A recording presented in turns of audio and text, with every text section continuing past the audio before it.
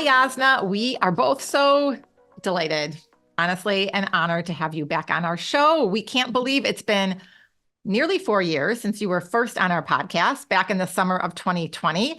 And you have been such a shining light in both Marnie and my life for the last few years. I mean, this is how we met and we started collaborating thanks to you and ultimately launched this podcast. And so much has happened since our first conversation. You've evolved and grown as a coach. You've written this amazing book, which we're going to talk about today, Healers in Heels. Which is also behind her. Yes, exactly. And you have so many simple practices that transformed your life that you share with the readers of your book and you're going to share today. So we're just so delighted to have you. Thank you. I'm so excited. Thank you for having me. I just remembered that's how you met. I remember the day you two met. Yes. Sitting next to each other at your mastermind course at Modern Well. I completely forget. I love you two pieces. I am so incredibly happy to be here, and really happy for everything that you've done in our community. You are, talk about a shining light, two beacons of shining light. I love your integrity, what you stand for, and you always manage to bring a smile to my face. So thank you. Oh, well, thank you. So before we dive in and talk more about the book and everything else, we would love for you to share what is your one non-negotiable to start every day? My meditation or journaling or a quiet time. That's when I don't get it, when I sleep in and I wake up with the kids, the entire day goes south. I'm also an introvert, and I really, it's kind of foundation of my day. So early mornings are, I light my candles. Looks like I'm in the 15th century. And I read a little Rumi, a little Course in Miracles, journal, but definitely meditate, send healing intentions to others. And I'm really setting the tone for the day, grounding myself, making myself cohere so that I can actually go out into the day and make it be a day that I'm grateful for, that I'm excited for. Such a beautiful practice. And it's such a great way to start the day, right? Like, especially Oh my God. grounding yourself. I mean, it's really life-changing, and I do feel it when I don't do it. I remember we were talking, I had a really intense quarter in my life in business, and I still did it, but I didn't do it as long, and I felt the need for it. I felt like I needed that exhale, and this is also really very much in line with the work and the research I was doing. The intention for your day and carving out that still time with so much information coming at us from every direction is absolutely paramount. I mean, even when we're meditating with something in our, in our ears. And I think, when have we done or had a moment of silence, of solitude, of something, sacredness, of reverence? I was reading Rumi this morning, and he's like, "Oh, beloved, if you only knew that you need not noise from the world, you just need the connection to me. I will give you everything." And I'm just like, "Oh my God, yes, Rumi." So it's just such a powerful reminder to do that, but it's also very challenging for the world that we live in. I know that. Absolutely. But what a beautiful way to start your day. I tend to do that at the end of the day. Like, I'll do a little bit of grounding in the morning and breathing and stuff, but it's pretty short. But I do like to do that a little bit to start my day. And then at the end of the day, I'll do like the longer meditation and more of like a recap end of day. That's equally important, you know that, because the Walter Russell spoke at length about the imprinting on whatever it is that we imprint on our subconscious before we go to bed. We allow the subconscious to marinate in for 6 to 8 hours. So it's almost equally important. And number one problem today for people's health, if it's not really something very serious, is people really have a hard time sleeping at night. And it's related to, the apps, the blue light, the phones, but also that we're ingesting, TikTok, we're ingesting Netflix. news, Netflix, all of this different stuff that keeps us out, affects our circadian rhythm, and really doesn't allow us to just kind of let go of the world. So every day I feel like we're starting up with already there's debt, right? And emotional, spiritual, mental debt that we have accumulated and we never offloaded. So it's no wonder we're breaking apart. No, absolutely. Well, as we start this conversation, Jasna, I know we want to dive into your book, Healer and Heals. And you've been on our podcast before, and we encourage everybody to go back and listen to that episode where we talk about, I know you had a very challenging and traumatic childhood. And for the purposes of today's conversation, we want to focus more on Healer and Heals. And so we loved the book, and we are wondering, what inspired you to write that book? Thank you so much. It's a beloved child of mine that I birthed, just like you, Marnie, with your book recently. It really started.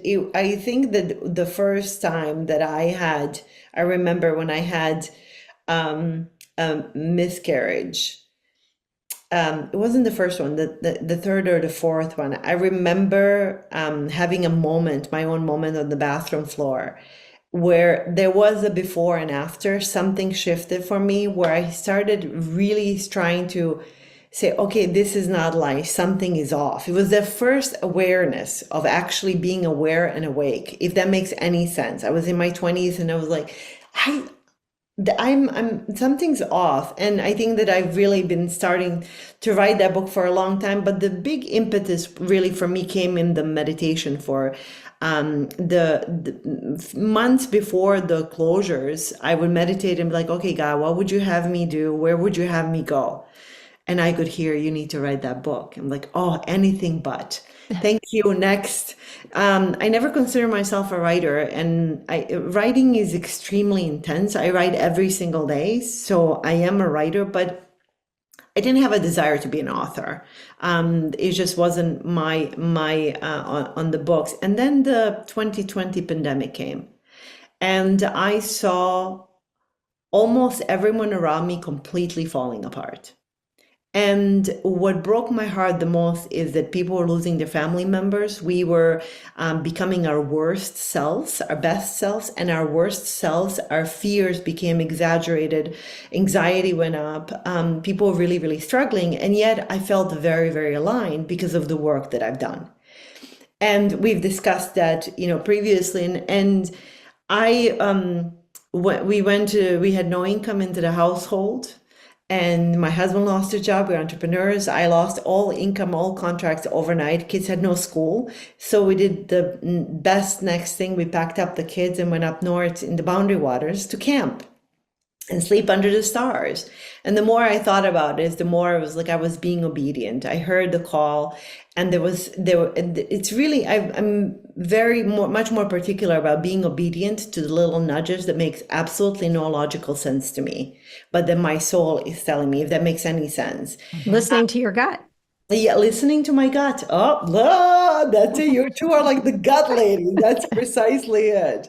But I think it goes even so much deeper for that calling of what do we really want to do? And I said yes, and I'm so glad I did, because it profoundly changed my life. For me, the book was a coming out and talking about the aspects of quantum physics, of spirituality, of my own story, of things that I've never shared with my clients that I fear they make, find me weird. Like, she prays and she sends healing intentions to others. And what I have always done and love to do, to actually back up things that I'm saying with science. And I love that. So I spent 3 years talking to amazing humans, reading over 300, I believe, quantum physics books to actually understand, so I could digest it and communicate in a way that actually makes sense to people, because I think it is life-changing when we get it. And ultimately, it was just that you need to do it. I had no goal. I had no intentions with what book was going to do. It was a personal project. I'm so glad that I did.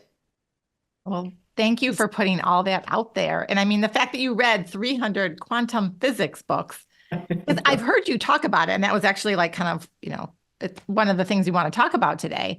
I'm like, wow, how did she know all this? I guess after reading 300 books, Well, and people don't figure it out. Maybe just give a little quick definition of quantum physics, because I don't think half our listeners will even know what that means. Right. Yeah, sure. So quantum physics is the part of the physics that's dealing with subatomic, meaning smaller than the atom particles and that world that's completely invisible. So we used to think that atom is end all be all, and now we know that it's not. There's a lot more. There's particles, quarks, and now we know that we brought it down all the way to Higgs boson, which is the smallest particle in the world that cannot be divided anymore. And when we try and mess with it, it just turns into a light, into a wave. It explodes. It behaves as wave and a particle at the same time, which is crazy to understand. So it's really dealing with the unseen, and I think it is the foundation of our world. It describes energy, describes frequency. When we understand, so the closest way, a great example of explaining this wave particle duality is that when we're observing a particle, based on our observation to our consciousness, our thoughts, based on just that simple act of observation, the behavior of that particle changes. Which is lunacy, because how is that even possible? Which tells us that there's something else here at play, and that we are really much more powerful than we have previously thought, and we're all made of the same thing, of the same energy. And fundamentally, when we break absolutely everything down in the universe, this computer, this coat, this pen, we are made out of the exactly same thing. There's just what changes is speed at which we vibrate. So the computer is more of a dense material. It moves a little bit slower, and it's not. We perceive it as a thing, but our thoughts are very powerful, and a concentrated thought is intention, and intention is the mouse of consciousness, which literally changes physical matter out of which everything is made. So quantum physics really goes into the world of like, how does this work? How do humans affect their environment? Because there is no empty space, right? Everything is information. I'm sitting here in this amazing office, and you would think, well, the majority of it is empty, but it's actually not. And my emotions, my thoughts, and my intention changes the energy and the feeling of the space. How's that possible? That's what quantum physics looks into. So can you explain to me, like, how do you know that? How do I know? Like, how do you know that your thoughts change the energy of the space? Yeah, that's a phenomenal. Like, is it a feeling? So if I know that it does, and I'll give you the empirical example, some of the, just the feeling, how we know it's different, but actually it's based on science. This is Dr. William Tiller. It was the first person to start the research on the intention and how it moves and changes physical matter. He was a Stanford professor for 20 years and a professor emeritus, and he was the pioneer in the research of intention. He opened his lab in Payson, Arizona, and one of his life's work, you would call it, was to really try to see and test in the laboratory how is it that our thoughts can change the pH of water or the multiplication of fruit flies, for example. So in a controlled studies, they've done this where they've had multiple people all over the world, for example, meditating at the same time with the intention that they're focusing on changing the pH of water, which then could be verified later on, which is absolutely remarkable. Same with the multiplication of fruit flies. Like if there's a control group and then our test group, if we're praying over it or setting an intention that we assume that that's going to happen more often, it is so. And there's so many different. Dean Radin, he's the president of the Institute of Noetic Sciences. He's done incredible research with chocolate and Buddhist monks who were setting intentions on that eating particular chocolate is going to make people feel happier or better. It's kind of like this placebo effect. So the studies are now confirming that it actually works. So the difference is it has to be an intentional state. That's why people meditate before they set that intention. And if you go to Tiller Institute, you're going to find so many white papers and pieces of data that support the fact that our intention actually changes physical matter. So that's the data and the science part of it, which I think is absolutely brilliant. But in terms of like just anecdotal evidence of my own, I know, for example, one of the chapters of my book talks about, making your home feel like Westminster Abbey. And this came from a conversation with Dr. Nisha Manek, who actually worked with Dr. Tiller. And she was begging him for years to work with him. She's a Mayo trained rheumatologist. And she's like, there's something about this that I want to figure out. And after he finally decided to take her on and teach her his ways, he said, but you have to meditate every single day. And she said, well, I've been all over the world in many prestigious institutes, but I've never been asked to meditate. And she recalls the feeling of walking into Westminster Abbey. And for you and for our audience, think about the holy place you walked in, a temple, a church, a healing space, a mosque, depending on what your holy space is, and feeling just like you can surrender, like exhale, like a safe space. I felt that so many times in a temple, in a church, in a mosque. I felt it in a healing institution. I felt it everywhere where there was love present. And I'm such a big believer of that. I also can tell when I walk into a room when something is so seriously off. Have you ever walked into a room like, oh my God, it's just, there's like a tense energy. Your whole body knows. Absolutely.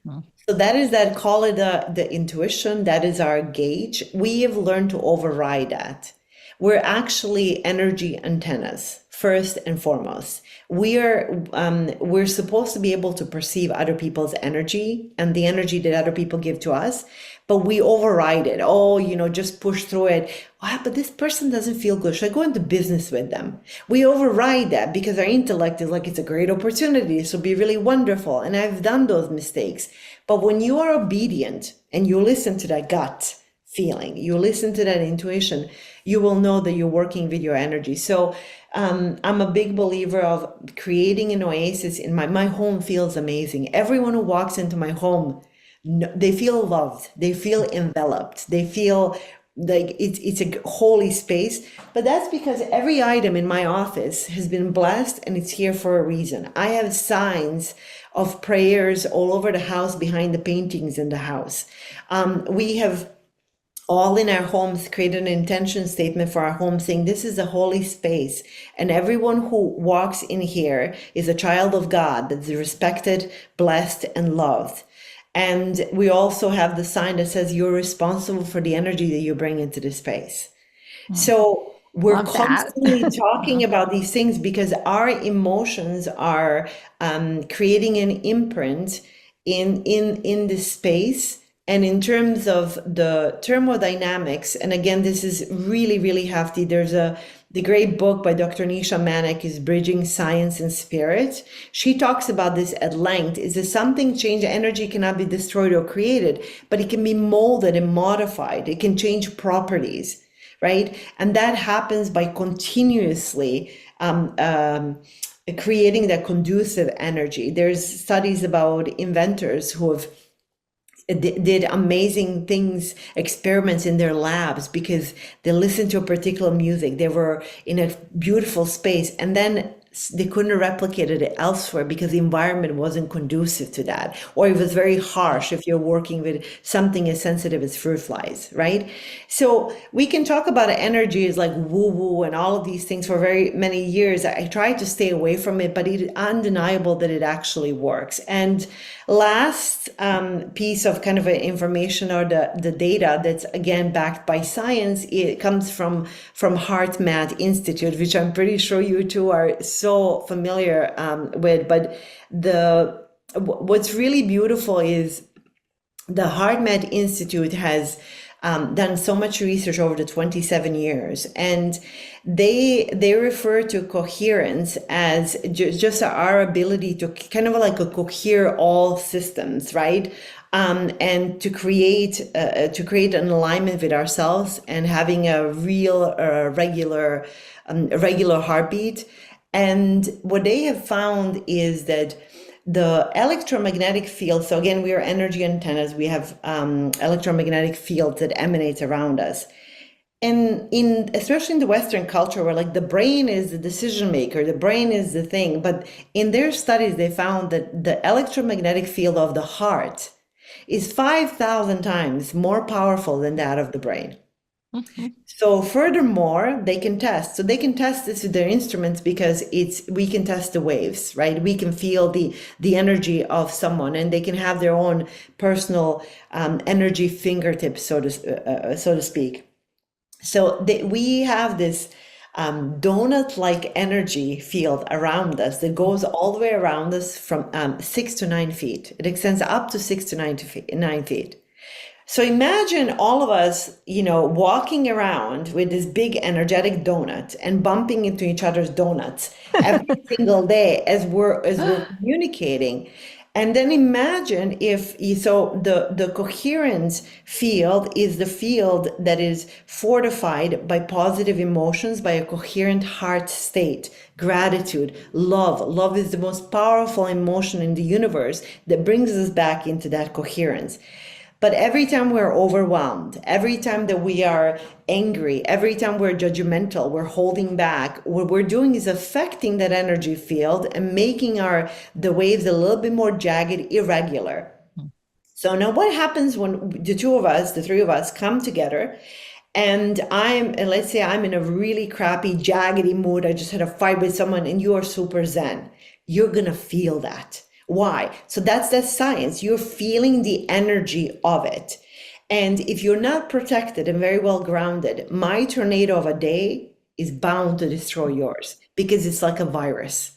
And I believe that's what's happening in our country. It's a virus more powerful than any other virus we have ever experienced. And that is the virus of anxiety, the overwhelm of fear that we just keep spreading. And again, we keep carrying on that debt, energetic debt of things to do, of past grievances, of unfulfilled desires, all of these different things.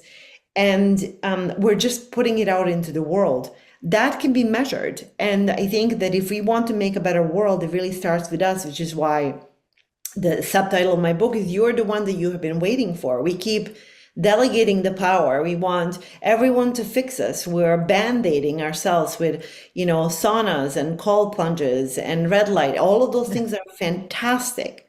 But if those are the things that we count on to bring us back into balance, like it's band-aid, you're the one that you have been waiting for. You don't need a president or the government or a guru or Jasna or anyone else to tell you how to live your life. You know what that feels like. And that's different for everyone. This is also really I'm talking a lot. I'm fully aware of that, but it's important. We're not talking about the fact that we assume that the same thing and remedy works for everyone. For example, there's an assumption that classical music works for everyone across the board. That's actually not correct.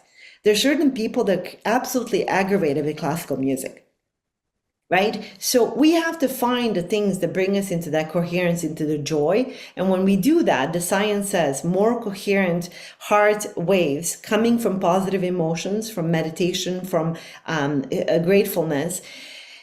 All of a sudden, we create this field of coherent energy around us that takes us back into resonance. So law of attraction, that's a misnomer. It's actually law of resonance. We don't attract, we resonate with something. So when we are highly coherent, we resonate with the things that are in the same vicinity of that energy, meanings like attracts like, meaning we bring more of that great energy into our life. But if you spill coffee in the morning, you have an argument with your husband before you leave the door, and you flick off someone while you're driving, boy, oh boy, whatever you're doing, stop before you go into a next meeting, because you're going to have one hell of a day. That energy is going to boomerang right back at you, and we don't want that. How's that for a very short answer? I mean, I feel like that just summed up so much of your book in one little, in one response. And there's so much more we can dive into, but I think what you're saying is like so many of us are living these incoherent lives, and we're not aligned with our true calling. We're not listening to our intuition. We're so focused on the external, whether it's social media or even other healers and well-meaning individuals, right? So how can we start to identify and remove things in our lives that are creating this incoherence in our bodies? Because ultimately, then we feel it physically. We can feel it energetically, but then ultimately, a lot of times it manifests in physical ailments. You're absolutely right. So the first way what happens is that coherence is not something that you get to and you get to maintain it forever. It doesn't work that way. I have 2 kids and a husband. Doesn't work that way. I know, you're right. So it's kind of like taking a shower. And that's why I start my mornings in the morning. It's a reset. It's a restart. It's a cleansing. It's a cleaning house. It is letting go of the day, of the debt, of all of the things that have been plaguing me to come back into coherence. And why did I say at the beginning that I send healing intentions to others? When I say loving kindness to others, it means I have to first feel love to do that. When I feel love, I immediately bring myself into a state of coherence.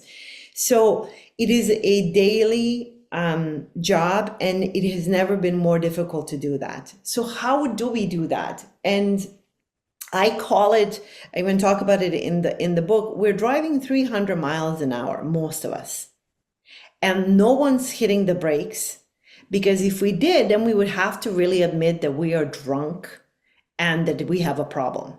So instead of slowing down and actually doing anything to reflect, we just keep piling on more networking events, more Netflix, more events for our children, more, we're burning ourselves out. We're creating the busyness.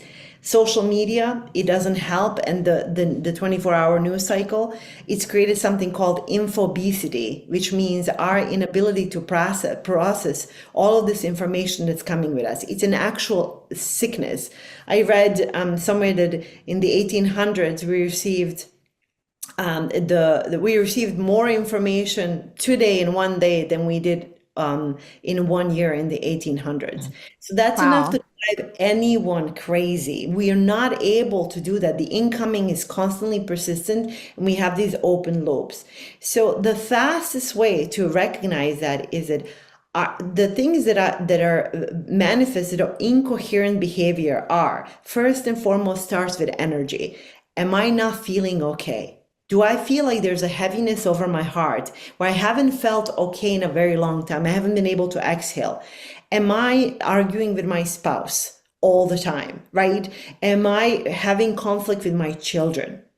Am I going around being pissed off and projecting and blaming others and blaming the world, right? So all of those feelings of sadness, anxiety, overwhelm, projection, anger. There has never been more outward anger in our country ever before. We are so not disciplined with how it's become the norm. It's actually pretty amazing. People think it's okay to completely lose their shit in front of people that are serving them food. Right? The common decency, but that's because we've completely lost control. It's gone too far, because energetically, that's where incoherence first shows up. If we do not tackle it, it's going to get transferred into muscle aches, into headaches, into irritable bowel syndrome, into skin issues, eczema, psoriasis, all of those things. I have had them all. I have felt all of those things when I was very highly incoherent. And actually before, when I went through a series of miscarriages, I had ulcer, hands tingling, headache. What 20-year-old is feeling that? Like that is not normal unless there's a really big underlying thing. For me, big underlying thing was stress and never, having a reset. So it manifests in our body. We're going to get sick. And worse, if it's left untreated, we're going to get worse cancer or some autoimmune disease that will forever debilitate our life, can actually prematurely end our life. So when you're noticing that you are mad, angry, whatever, you need to stop and completely tune out the noise of the world. And in the book, I talk about, can you do it for a day? Can you do it for a week? Can you, darn it, turn off your phone for a straight week, right? And I know people are like, oh my God, how possibly can I do that? Well, it's what's really important. And when we tune out the noise, we can hear the voice of our own soul. That's so beautiful. Beautiful. And it makes me think of your trips to the Boundary Waters. And even when you were talking earlier about like where you step into a place of worship or whatever, and I was thinking, well, what would my place be? And for me, it's literally going into nature. Like anywhere where I'm away from electronics and the bustle and, the craziness of the world, I get into the mountains or by a lake or anywhere like that. And for me, that's where I kind of feel at peace. And, I always think about those trips you've talked about to the Boundary Waters and how you really go off the grid. And Stephanie and I were talking about yesterday how we think it's so cool that, people can just go off the grid. And I'm not quite there yet where I could actually like go off the grid for a long period of time, but I do aspire to that. I feel it in me. I feel that I will have that experience at some point in my life. Not anytime soon, but I do sort of feel it brewing inside me. I challenge everyone to make a date of it. Even if it's not a week where you can unplug, you can do it for a day. One day. Oh, for sure. Marnie, let's do this one day. Yeah, everyone has Maybe to we should do it the same day. That way we won't text each other. Yeah. And there's a reason that we feel so great in nature. There's, the trees have secrets to tell you. So that's actually fantastic way of segueing into what's the other thing you can do after you tune out the noise to feel better. Well, the second best thing that you can do while not ingesting is go be among the trees. And don't listen to anything. Do not bring your phone with you. That's really important. So why is that the case? There's an entire chapter in my book about it. Forest bathing or Shinrin Yoku. Both of you, I know that you're followers. I know that you love it. It is a practice started in Japan to get people more out of the buildings and into the offices into nature. And then what they've discovered is that, oh my God, it has all of these unbelievable effects on our well-being, physical, mental, etc. There's actually an episode of Sanjay Gupta where he had his blood drawn because he was really interested, like let's mess with this thing, had his blood drawn before going into the forest. And for 20 walks, he did forest bathing. And forest bathing is the process where you go and you immerse yourself into the senses of the forest, letting go of the world. So you're tactile, you're smelling, you're touching, you're seeing, and you're hearing. And then they drew his blood later, and his adrenaline and cortisol went down significantly. I believe by 75%, if I'm correct. His oxytocin went up. So the serotonin went up. So all by taking a walk, a stroll among the trees. Well, what the heck, right? So the research further shows that trees produce something called fungicides, and it's the chemical compound that does something to our body where it completely normalizes all of our hormones. So these are the physical effect on our body just being among the trees. But for me, and then there's a beautiful researcher, a German researcher who studied and his premise is that actually trees talk to each other. They communicate to this invisible web. They can communicate if there's a threat ahead through an illness. They can communicate if there's a small tree that needs extra support. It's not even their own kind of a tree, right? To send it nutrients so it would survive.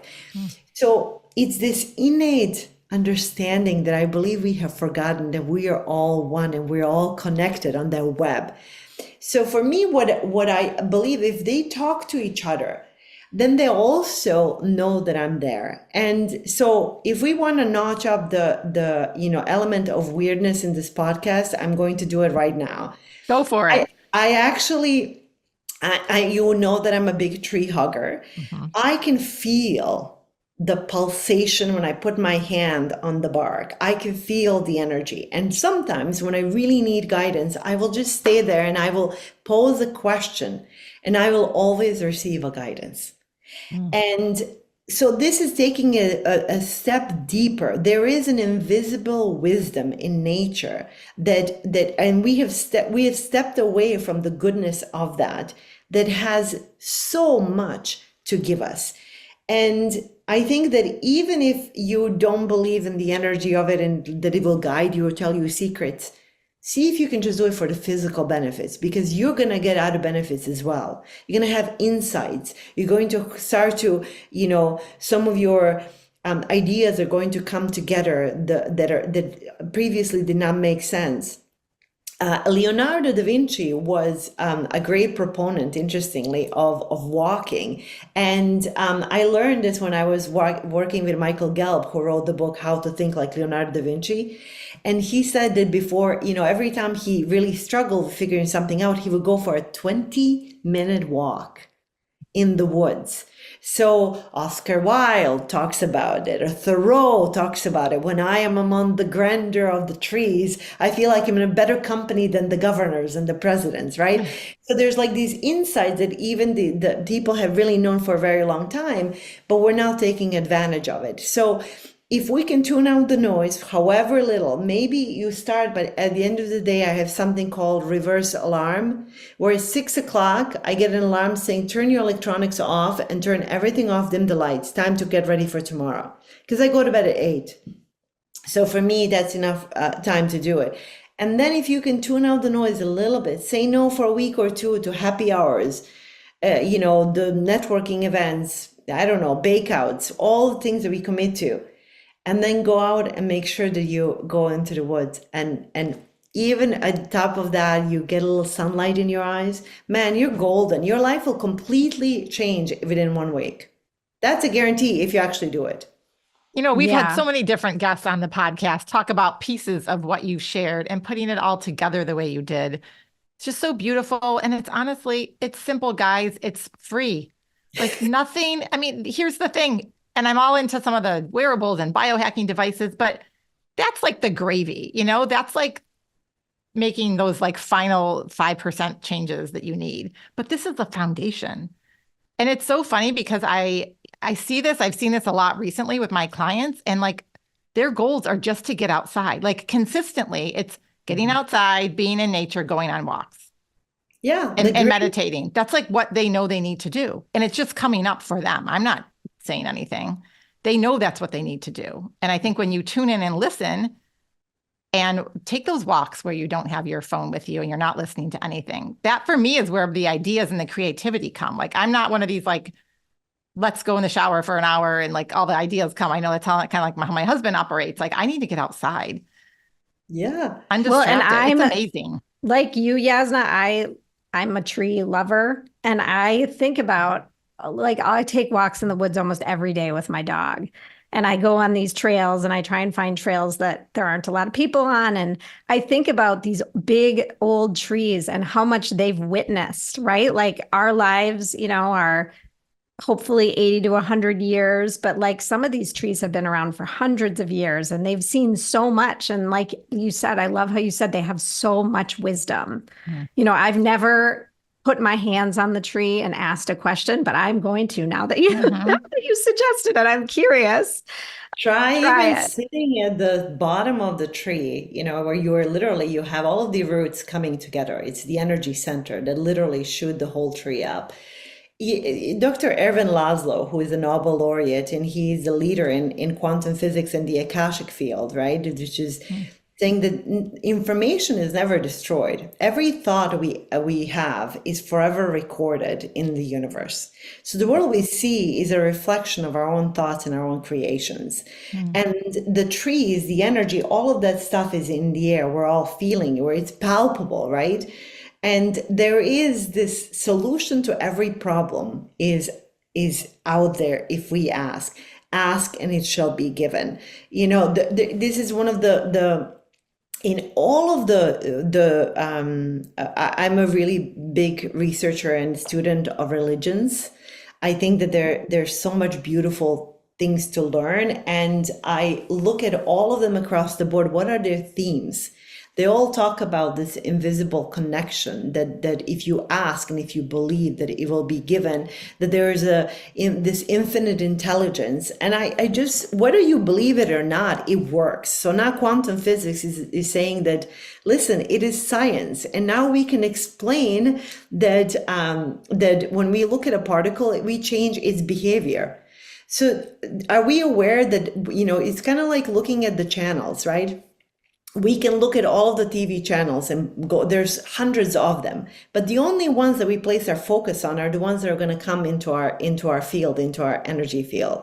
So if you look at your life, there's so many wonderful and equally not wonderful things in our lives happening at the same time. So where you place your focus is a literal way of creating your own reality every single day. And I do that for myself, whenever I'm feeling a little pissy, a little negative, and it happens to me about twice a year where I get blue for like 3 or 4 days. And my husband knows it's a running joke. And I don't know if I do it subconsciously just to feel what it feels like. But when I'm blue, it's like, what's the point? Like, God, like you just do all of that. But then it's like, okay, what have I been focusing? Very often, I didn't sleep well. There was a trigger, an emotional trigger of some kind that put me there. And I didn't do the things that I tell others to do to get myself back into coherence. Mm-hmm. But the moment I do, and again, listen and re-listen to this podcast, do the things we talked about and do them for 1 week straight. And please find me and tell me that it did not help. It is an impossibility unless you're severely mentally, challenged. There's like a deeper problem that's well beyond my pay grade. But if we're just overwhelmed and not okay, don't have good relationship, everything in your life is going to equalize. And the greatest biohacking tool in the world is our heart. Mm-hmm. Our heart, feeling the love in our heart for others. Even for the people that piss us off, even for the people that we actually don't enjoy. I'm triggered. There's few people currently that are just kind of triggering me. And I'm like, well, why are they triggering me? So I make it an effort to send them a loving kindness meditation in the morning, because what I'm doing, if I'm engaging in that kind of a tenuous relationship with someone, I'm quantum entangled with them.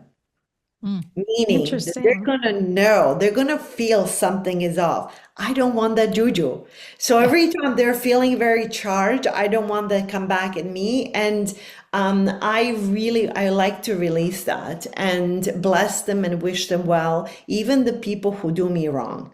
And that's very, very difficult. But if you understand that you're actually doing it for you, for your own well-being, it's kind of like the forgiveness. You're not doing it for the other person. You're doing it for yourself, because, forgiveness or this grudge, like holding a hot coal in your hands, it's only going to burn you, not the other person. Mm-hmm. Releasing it. And then when we can do that, that really helps. So for me, the fastest way to get into that state when I'm pissed off, like I cannot love this person right now because they have harmed me, I think of my children smiling.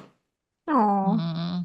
I think of them when they have been like very vulnerable, the love that I feel for them, the mama bear love, because I immediately, I'm hacking my own brain to feel the emotion and love. Then I take that and I give it to someone else. And the more you give it, the more you get it back. Can you imagine what our world would be like if everybody took that piece of advice? I mean, amazing, right? Like, yes, but we're humans, and that's the great human experience. If I told you that I feel like that every single day, I would be lying. No one, even Tony Robbins, Mother Teresa, I don't care who we are. Even Jesus, felt probably triggered by some people, or all the Moses and the Buddha and Muhammad. No one's perfect, right? No, right? There is no such a thing. But I think that we really are. We are creating this world. We have so much more power than we ever thought possible. Yet we're so darn insignificant. And that is the how do I live with this thing that I'm so insignificant, like a little speck of sand on a really large beach, and I'm so powerful that I can move the ocean. What? How do you reconcile those two things? And that is the human existence. But in the end, I don't know about you too, but I'm hitting like that, middle age. People are starting to refer to me as ma'am, and middle age comes to where, so I'm like, I'm embracing and going all in, but I only have a few decades left on this world. And so I'm constantly reflecting is like, why am I doing what I am doing? And this was very much reflected to me last month. I had 4 deaths in the family within 1 week. Oh my gosh, I'm so sorry. So it rattled our world. It was really heavy. That's life happens. Sickness happens. People die. And it was also anniversary of my father's death, which comes with a layer of heaviness that I can't even explain already, right? And I speak to my mom, a woman who has lived through, a refugee camp, who's lived through an incredibly difficult life. And she's told me this so many times. You know how we say, oh, mom, okay, whatever. Her sister died, and she called me and she was, emotional. She said, Jasna, live your life. It's not, don't stress. There's only one life. And she was like in a trance. She's like, there's no point. Laugh, love your children. Too short. Life is too short. And I got like goosebumps It's making me cry. all over my body. And it was this like, she said that multiple times to me before. It was like, enjoy your life. Don't stress. I'm like, okay, mom, I have 2 toddlers. Bye. But when she said it this time, like I actually felt it. She's right. Why are we doing certain things that we're doing that make no sense? Why are we building up others and spending more time watching someone else's stories than listening to the day of our own child, of how their day was? Like it's just this, it's a lunacy. So for me, I'm thinking, gosh, I only have a few decades left. And this is not being, like morbid. This is just like, I'm up there. Okay, great. What freaking matters? My kids are leaving in 8 years. I am not going to sacrifice my summer camping in the Boundary Waters because I will never get this time back with them. Okay, what do I want? Do I always love my husband? No, I don't. Sometimes he pisses me off beyond belief, but I piss him off. That's nature of being married for 17 years. But I love this man and I want more than anything a harmonious relationship. So does it really matter who took the garbage out?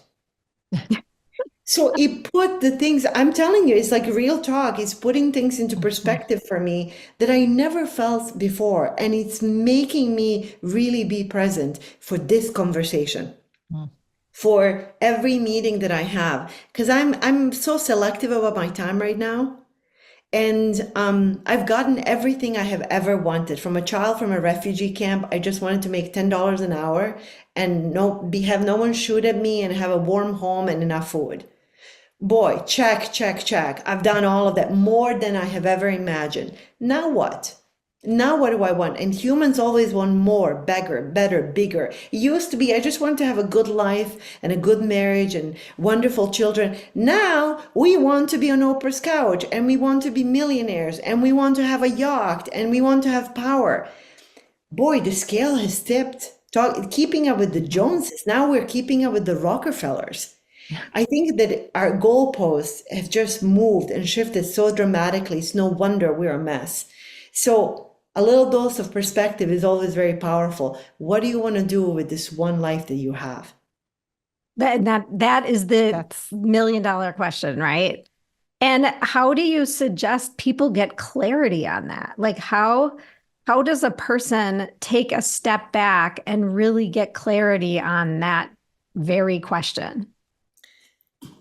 Turn it off. Turn it off and hug a tree. Turn out. No, this is, if you want to get clarity, tree, great, whatever. That's it. Read Healer and Heals. You really don't even have to read anything. Here's an advice that doesn't cost anything. Sit in the stillness, however uncomfortable it is. And it's going to be uncomfortable if you've never done it before. It's going to suck, actually, because you're going to notice that your mind is wilder than any crazy wild monkey that you've ever seen or observed. It's like, and 90% of the time it's very negative. It's hateful. It's judgmental. Who wants to sit with that, right? The study was done that they tested people in the room and they said you can sit in silence for 10 minutes or you can press this button and be electrocuted, right? So 85% of people opted for being electrocuted because they couldn't sit still in silence. That is Wow. sad. We chose pain over just being still. Like, it's fascinating. Wow. Get very, very still.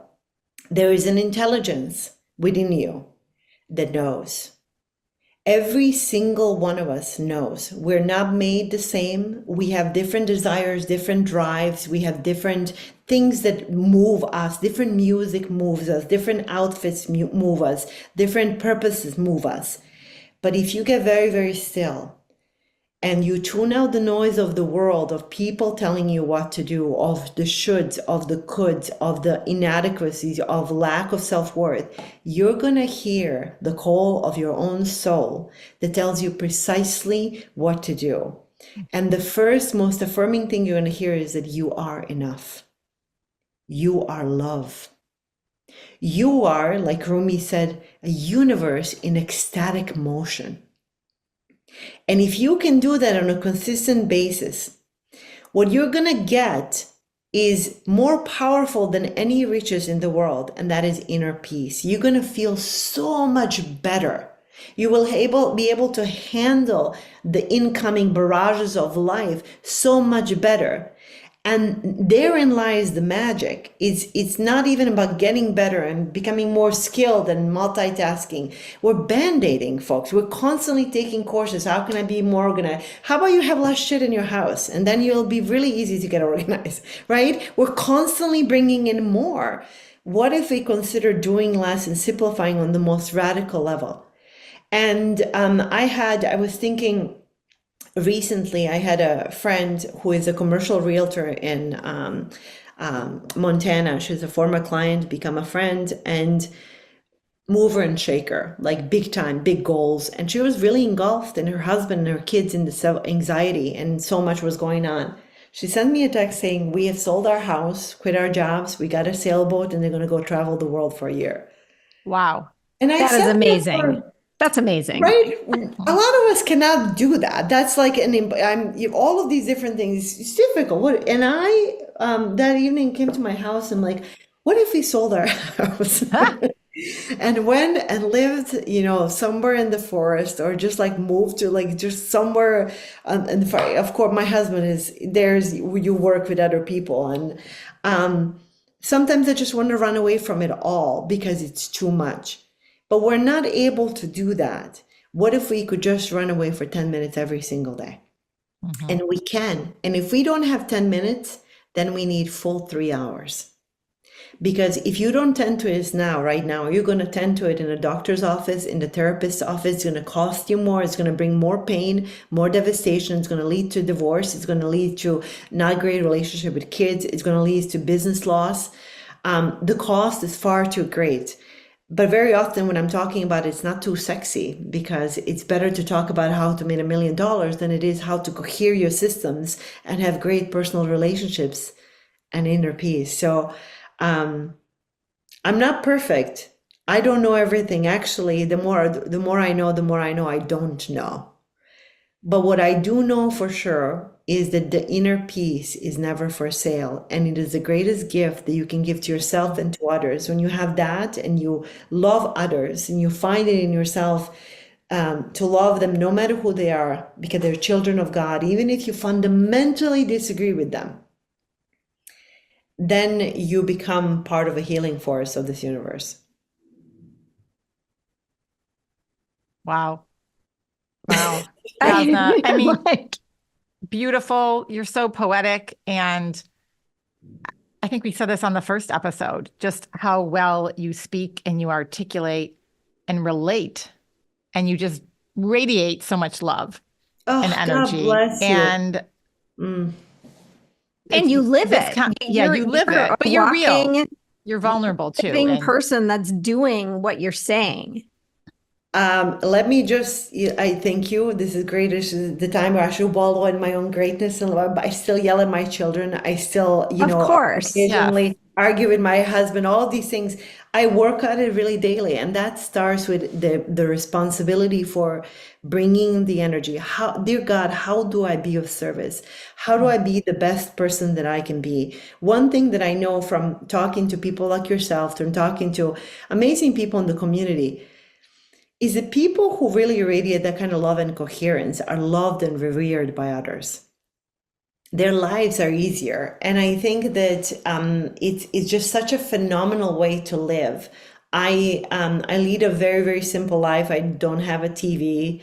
My kids will probably hate me for the rest of my life for that one, but or not, right? They're going to be so creative. They're going to be so great, but they're happy. But what I find is that I love the feeling of the slow morning where I wake up in the morning and there's a stillness.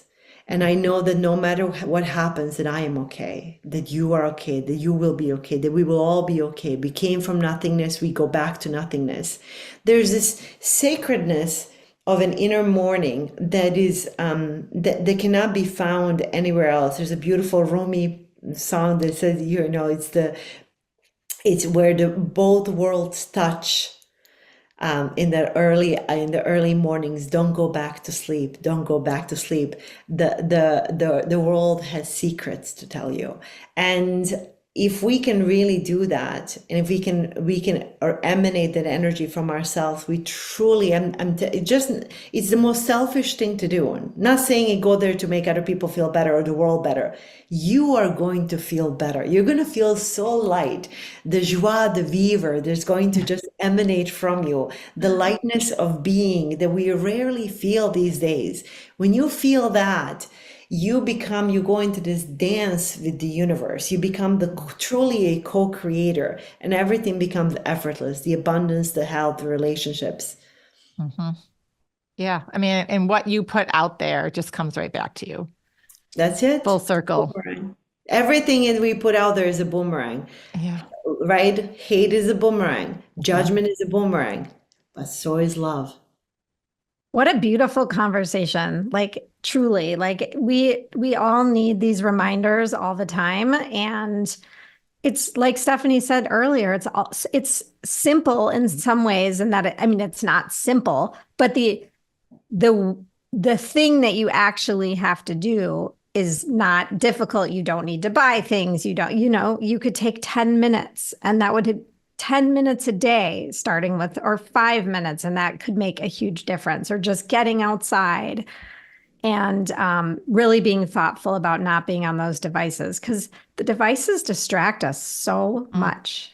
Mm-hmm. Very, very much so. And remember that the intentionality of what you do, you can just get still for 10 minutes, but if you're in a barrage of hating on others or really going, that's